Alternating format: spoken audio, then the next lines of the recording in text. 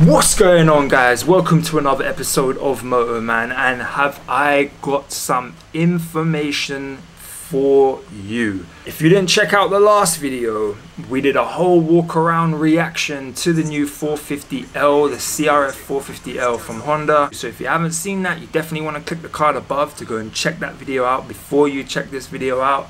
But I have found the holy grail of information. Your boy Moto Man has sourced the horsepower for that bike, and it is confirmed, no doubt, the real deal right here. I found this through Facebook, and it's a Japanese link directly to a website called Autobead. This is the article that I have found. It is in Japanese, as you can see, all of the Japanese writing right here. And thanks to it being 2018, I can just flip it over to my other tab that has translated it for me thanks to Google Translate to English. So I don't think I'm going to read through the whole article for you. It will be in the description, but I'll give a rough summary for you guys right now. So let's just kind of go through the main parts of it. Now, because it's translated from Japanese, obviously it's going to be quite rough on the edges to, you know, really understand everything properly. But let's just go. The first paragraph right here is it says, well, okay, well, the title says, I want to know more about the CRF450L Volume 1, meaning of the domestic specification. So that's something that's we're going to get to in a second. So the first paragraph says, depth of the CRF450L to deliver CRF450L information in a row next week. The press was gathered from the 6th to the 7th, so I'm assuming this is press in Japan, and the abyss of the vehicle was conveyed from the mouth of the developer. So that was obviously Honda telling, you know, the press in Japan on the 6th or the 7th, the series of information that will follow. So bear with me as we go through this article. You'll see we've got nice photos of the CRF, and as I did say in the walk around video, a very nice looking bike. First of all is the beauty that goes beyond the trail, that stands out in front of the actual car. Obviously, translation here, it's not a car, it's a bike. Because it is based on the motocrosser, it is obviously that it is natural, but the line which flows mostly flat with the seat and the tail is really wonderful. So this is just talking about general aesthetics of the bike, and as I did mention, it's a very nice looking bike. Now, we get to some important details. Now, you're going to really want to listen here. In North America, specifications at the seat height is 10 millimeters lower than the CRF450R, which is the full-on motocross bike, but is quite low for domestic market at 895 millimeters. So this is just going into suspension. This isn't actually numbers yet. So the next part is going into high, low headlight, LED element, just general stuff about it. Again, you can check this all out for yourselves. The 7.6 litre tank secured the same capacity based on the X, the old 450X. So it says in North America, we assumed the way to use trail connecting. Okay, we're talking about other models here. But now this is what you'll want to see.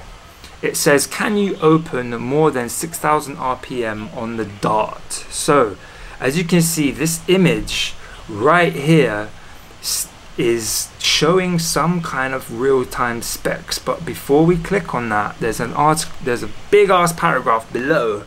So let's check out what this article says. Well, this is the main theme. Two kinds of specifications are prepared for the CRF450L. This is it. This is the real deal. All right, so listen up.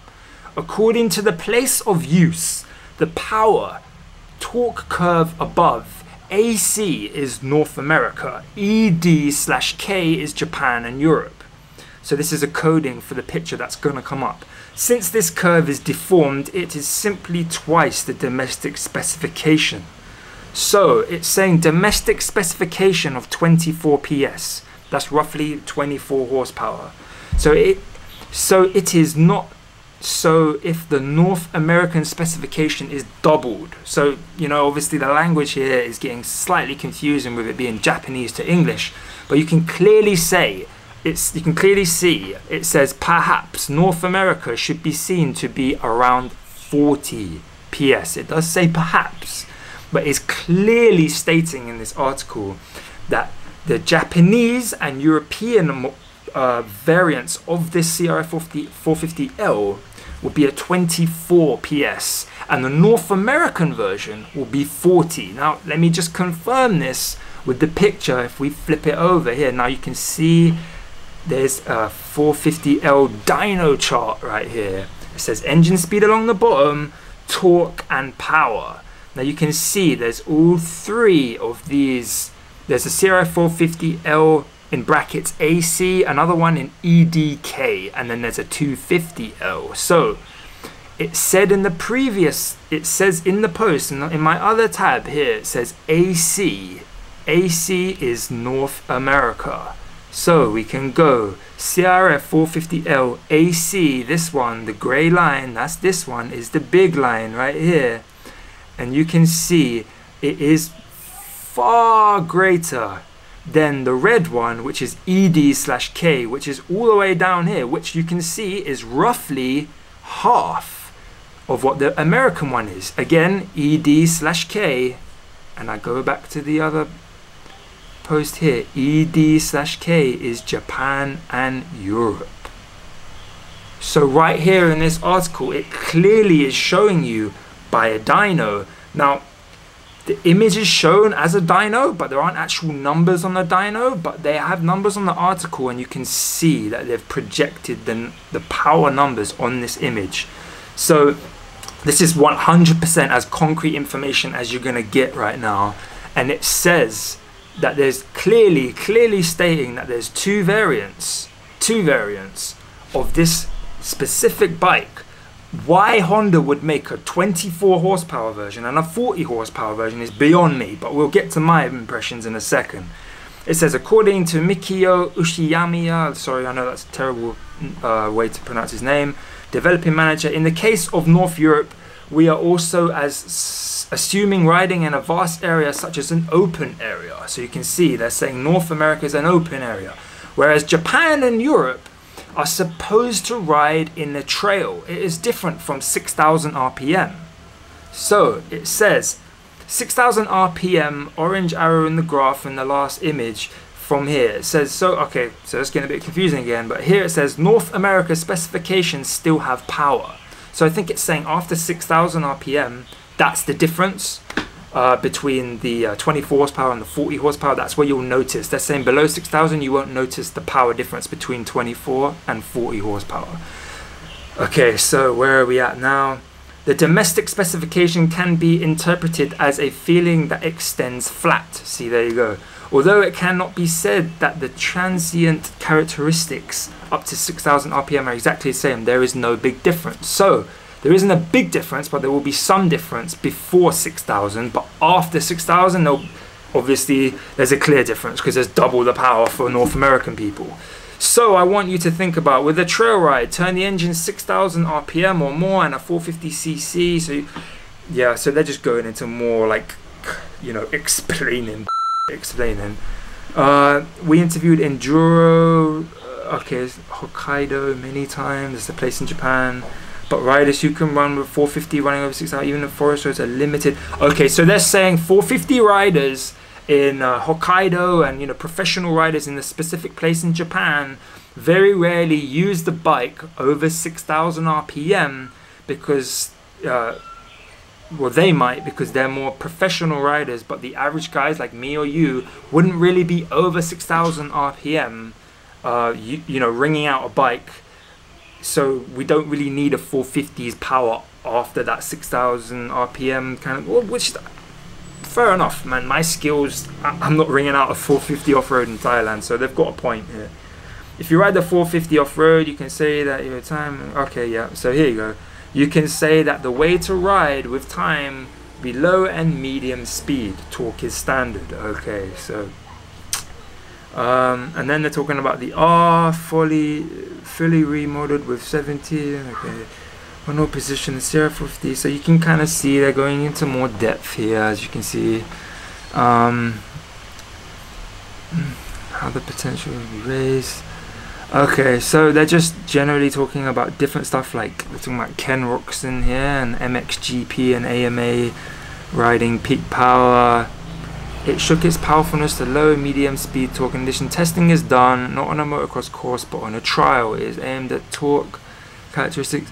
Okay, I mean, I'm not gonna go through this last little bit like super in depth, because that's the main point of this video, kind of what I was saying. As you can see, this main graph that they've shared here, all in Japanese, with the engine speed RPM, you can kind of see as it's coming up to a certain point, and where the red line here kind of drops off, the ED/K, the Japanese and Europe version, drops off, where the North American version just keeps on going. So maybe 6Ks around here, or around here, maybe somewhere around here. So as you can see then, this article is clearly showing us that there's two different versions. There's going to be two different versions of the CRF450L. And yeah, it's like, let me just stop the screen share here, guys. So my impressions after reading all of this, why? Like, Honda. I do want to kind of disclaimer first off and say I rode my CRF450L in the most crazy scenarios, crazier than I would say 99% of people probably put a CRF250L through. If you haven't seen them, click on the video above and check out all my content on a 250L. I don't own one anymore, but when I did, I rode it madly. I remember saying multiple times when I owned that bike that I don't need more than 25 horsepower. Mine probably had about 24, something like that. But I remember also saying that I would like the bike to be considerably lighter and have quite a lot more torque. The 450L, I would imagine, you know, it is lighter. It's going to have more torque. It's obviously got more power. I think it's great. But I think Honda totally dropped the ball with this bike. I really do. I think Honda has seriously f***ed up, to be honest. Because one, it's super expensive. And two, like, if I'm paying, like, over 10 grand US for this bike, and in Thailand's probably even more than, I mean, everywhere's more than America, I think. And then I'm getting 24 horsepower instead of 40 horsepower. So let me get this straight. Americans will be paying way less and getting 40 horsepower, and I'll be paying way more if it comes to Thailand. If it comes to Thailand, and I'll be getting 24 horsepower. So for 6 horsepower more, I'm gonna pay way over double. I mean, you gotta be fucking high, bruv. You gotta be high. Oh my god. Just slap me in the face and call me a dickhead right now, I'm telling you. It does not make sense. Honda, why? Now, I know I've heard about, you know, bikes having different region, different power depending on regions, like to do with laws and whatnot, but 24 horsepower or 40, like, I don't care if the trails here are tighter, they are, but I'm paying the same price. It's really that much less? There's a very realistic chance that it might not be much work to, you know, change your 24 horsepower one to a 40 horsepower one. But I mean, you've got to be fucking high. Just 24 horse or 25, 24, whatever horsepower, it's not enough. I've been critical of Honda in the past, and I mean, come on. It's an absolute joke. It's an absolute joke. I don't know what Honda's doing. It's a bit ridiculous. It is a bit ridiculous. If you, again, it's in the description, the link for this article. It's in Japanese, but you can use Google Translate, whatever, translate the whole thing you want, see what you make of it. If I've made any mistakes with the translation, you know, correct me below. Leave a comment below. Let me know what you think. I guess if you're in America, you probably don't care that everyone else is going to deal with 24 horsepower, but it's ridiculous, but it is what it is. So yeah, guys, I mean, I guess I will kind of end the video with that. I hope you enjoyed the video. And man, I feel like there's something else I should say. Like, and this is confirmed, man. It's legit got a dyno like picture, and they invited the press. It's in Japan. This bike is so anticipated. I mean, Honda, you have XR 650Ls and Rs that have like 55 or something horsepower. I rode an XR 650R one time. It was so fun. And now you're telling me this thing's got 24 horsepower. Oh my god, man. I don't even know where to start with Honda these days, man. I was about to end the video. A little bit more of a rant right here. I've been critical of Honda before. There's certain things about the 250L that I think are too cheap. The Honda Rebel, for example. I mean, the backlight looks like it's off a f***ing Dreamcast, f***ing Sega, f***ing Sonic the Hedgehog. Quite frankly, man, like, I don't know what they're thinking. All you have to do is go on like a ADV Pulse and all these other forums or whatever they're called, and just do a little bit of research as a normal guy. I'm a normal guy, and I know, hands down, for a fact, yeah, that everyone and their mum has been asking for a 350, 450 from a Japanese brand, so you're getting that reliability. Just give us it in a proper dual sport manner, man, where it can hold a decent amount of oil. You can do like 5,000 kilometers or 2,000 kilometers and don't have to worry about the oil, don't have to change the air filter too much. But you know what it is? Honda, make a 250L S. Do you know what I mean? Like, you know when you have an MT-09 SP, make a 250L SP. Like, bro, it's not even rocket science. Like, Honda, I like you. Your new CBR 1000 RR is one of the most beautiful bikes I've ever seen. The SP2, oh my god. I mean, so beautiful, that bike.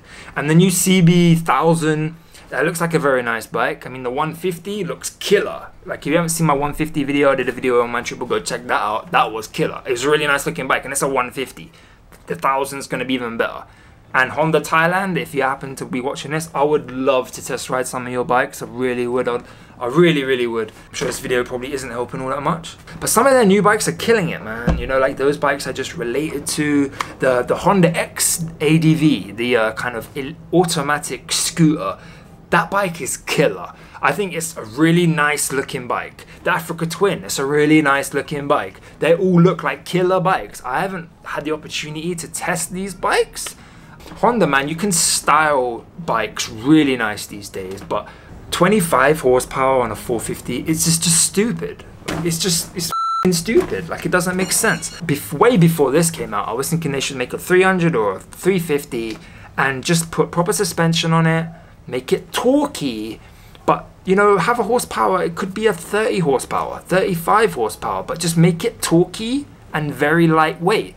That's all I care about, really. I could have 25 horsepower, to be honest, if it was really torquey and really low weight. Like, if they had a very, like, special way of making it a very torquey bike or something. But a 450 with 25 horsepower just doesn't make sense. A bigger engine is always hotter, always. There's no way you, like, physically, you can't, you know, spin that around. You can't. It's a fact.